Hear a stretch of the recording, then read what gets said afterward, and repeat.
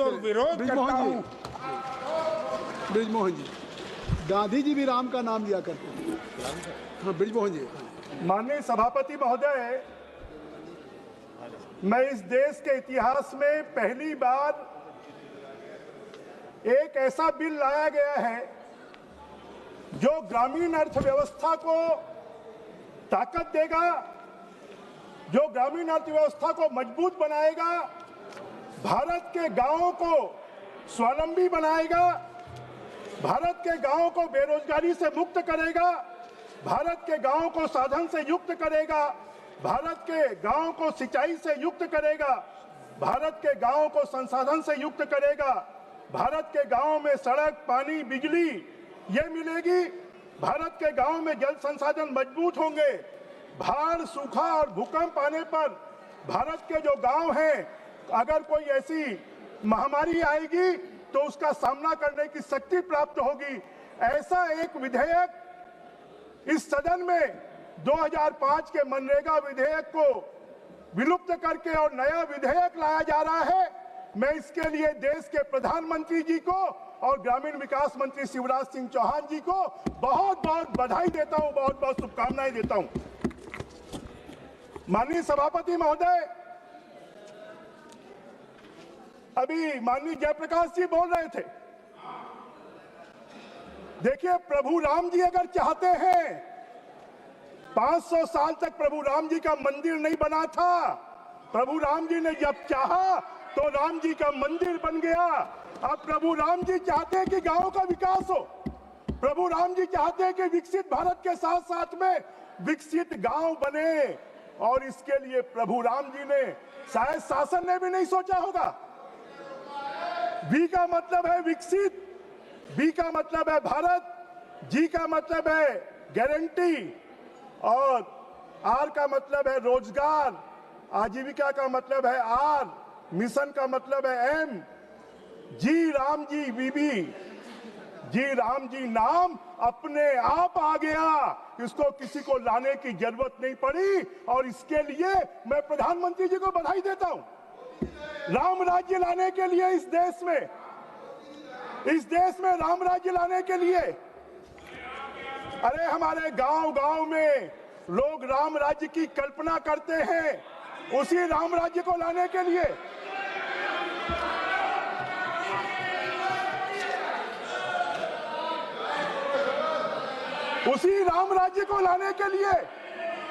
और यह विधेयक लाया गया गांधी जी के सपनों को पूरा करने के लिए।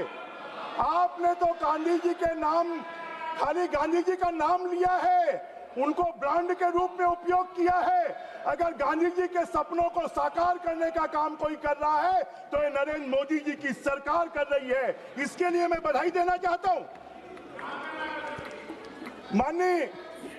माननीय अध्यक्ष, माननीय सभापति महोदय, देश के गांवों के बारे में 1960 में भी सोचा गया, 1971 में भी सोचा गया, 1980 में भी सोचा गया, 1993 में भी सोचा गया, 1999 में भी सोचा गया, और 1977-78 में तो एक अजूबा हो गया कि काम के बदले अनाज देंगे। इस देश के प्रमुख अर्थशास्त्री अमर्त्य सेन ने कहा था कि गांव के लोगों को दवाई खरीदनी होगी तो कहां से खरीदेंगे। सभापति जी, मैं आपके माध्यम से आग्रह करना चाहता हूं। एक second. My request to the members of the House is that we will extend the time until 10 p.m. if everybody agrees. Please carry on. माननीय सभापति महोदय, मैं आपके माध्यम से जानकारी देना चाहता हूं।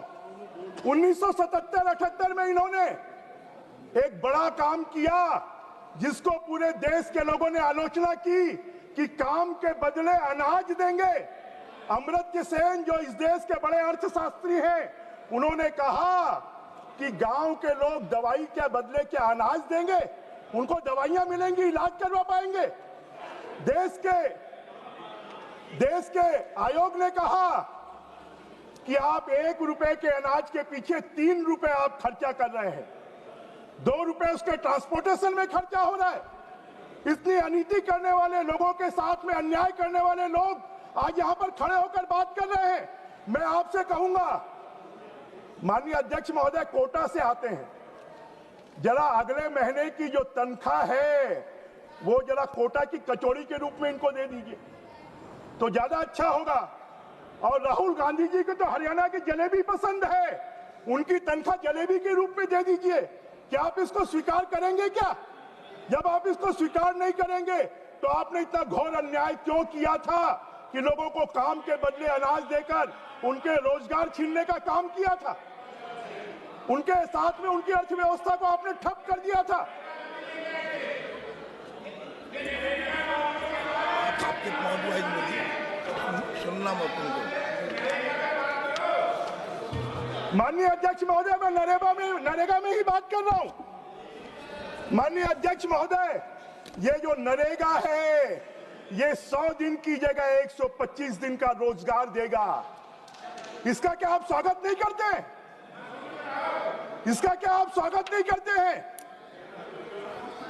माननीय अध्यक्ष, माननीय सभापति महोदय, ये आजीविका की सुरक्षा की गारंटी देगा। क्या आप इसका स्वागत नहीं करते हैं? क्या ये उनको अगर रोजगार नहीं मिलेगा 15 दिन के अंदर में उनको रोजगार देना पड़ेगा? अगर उनको रोजगार नहीं मिलेगा तो उनको बेरोजगार भत्ता देना पड़ेगा। क्या आप इसका स्वागत नहीं करते हैं? क्या विकसित ग्राम पंचायतों को बनाने का आप स्वागत नहीं करते हैं? माननीय सभापति महोदय, डिजिटल तकनीकी के माध्यम से शासन की जवाबदेही तय होगी। क्या आप इसका स्वागत नहीं करते हैं? माननीय सभापति महोदय, टिकाऊ परिसंपत्तियां बनेंगी। क्या आप इसका स्वागत नहीं करते हैं? पहले तो क्या होता था, गड्ढे खोदते थे, गड्ढे भर देते थे, क्या निर्माण का काम हुआ इसके बारे में कोई जानकारी नहीं होती थी। उसमें कितना भ्रष्टाचार हुआ, कितनी जांचें हुई, कितने लोगों के खिलाफ में कार्रवाई हुई। मनरेगा को खाली कांग्रेस ने अपने जेब भरने का साधन बना लिया था, फर्जी मास्टर रोल का साधन बना लिया था। आज उसमें सुधार करने का काम हमारे शिवराज सिंह चौहान जी कर रहे हैं। वो ग्रामीण परिवेश से आते हैं, वो खेती किसानी से आते हैं, वो 4 बार मुख्यमंत्री रहे हैं, अभी सांसद हैं। मैं उनको बधाई देना चाहता हूं। आज वो मंत्री हैं, उनको मैं बधाई देना चाहता हूं कि उन्होंने बहुत अच्छा विधेयक लाया है। पहले फर्जी हाजिरी के रजिस्टर होते थे, वो फर्जी हाजिरी के रजिस्टर को समाप्त कर डिजिटाइज मास्टर रोल बनाने की प्रक्रिया प्रारंभ हो रही है। क्या आप उसका स्वागत नहीं करते हैं? माननीय सभापति महोदय, टिकाऊ परिसंपत्तियों का निर्माण होगा। क्या आप इसका स्वागत नहीं करते हैं? माननीय अध्यक्ष महोदय, माननीय सभापति महोदय, यही मोदी जी की सरकार है जिसने राज्यों की सहायता को 42% से बढ़ाकर 42% किया। क्या आप उसका स्वागत नहीं करते हैं? यही मोदी जी की सरकार है जिसने ग्रामीण परिवेश को मजबूत करने के लिए प्रधानमंत्री आवास दिए। यही मोदी जी की सरकार है जिसने सौर सुजला के माध्यम से ग्रामीण क्षेत्रों में गैस के कनेक्शन दिए। यही मोदी जी की सरकार है जिसने ग्रामीणों को 5 लाख रुपए का इलाज मुहैया करवाया। यही मोदी जी की सरकार है जिसने रूफटॉप बिजली लगाने के लिए, सौर बिजली लगाने के लिए लोगों के लिए व्यवस्था की। यही मोदी जी की सरकार है जिसने जल जीवन मिशन के तहत ग्रामीण व्यवस्था को मजबूत करने के लिए घर घर में नल जल योजना का प्रारंभ किया। क्या आप इसका स्वागत नहीं करते? अब ये जो रोजगार गारंटी जी राम जी योजना आ जाएगी तो ग्रामीण अर्थव्यवस्था इतनी मजबूत होगी, गांव में सड़कें बनेगी, गांव में बिजली मिलेगी, गांव में पानी मिलेगा, गांव में पंचायत भवन बनेगा, गांव में स्कूल भवन बनेगा। गांव में अगर किसी प्रकार की पहले इसके लिए पैसे की आवश्यकता नहीं थी। अभी जयप्रकाश जी बोल रहे थे कि आपने 60-40 कर दिया। अरे हमने 32 से भी 42 किया है। और इस योजना के माध्यम से राज्यों की बाध्यता होगी कि ग्रामीण के विकास के लिए राज्य भी अपना शेयर दे और केंद्र सरकार भी पैसा 60% देगी तो गांव की अर्थव्यवस्था मजबूत होगी। माननीय सभापति महोदय, गति शक्ति योजना और विकसित भारत योजना के तहत सभी कामों को एडजॉइन किया जाएगा।